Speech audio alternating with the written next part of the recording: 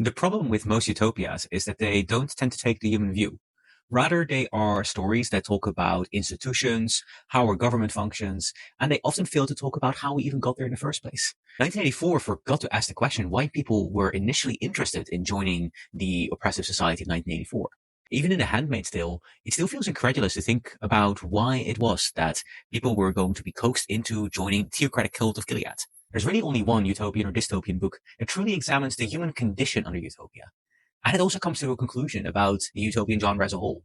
That the best way, and that's the subtitle of this book, A Ambiguous Utopia, is to understand that utopians are something one strives towards, but never fully realizes. In Ursula K. Le Guin's The Dispossessed, we follow two societies.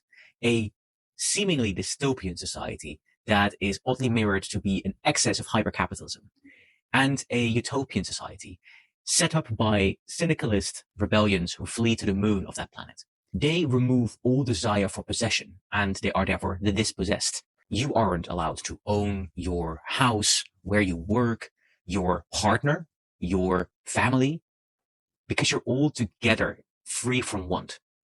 And I think the key structure that elevates this book beyond utopia, beyond even a genre tropic like science fiction, and make it really a masterwork of a psychological novel, is that it looks through the eyes of a person who deeply desires individually to research, to be a person that matters, to develop, to have a joy for learning, and who is good at it and is broadly supported by the society, but also who is held back by that society, held back from once having to be released from the partner that he desires to be with, is not always able to pursue that science, and gets back to that earth precisely because there, thanks to the capitalist machinery, he is capable of pursuing scientific rigor because resources are abundantly made available to him, because his scientific discovery leads to immense interstellar benefits. So what this book tells us is that utopia is something one works towards, and the principles that one wants to adhere to if one wants to build utopian thinking, they have their own flaws. And therefore, a utopian society and utopian thinking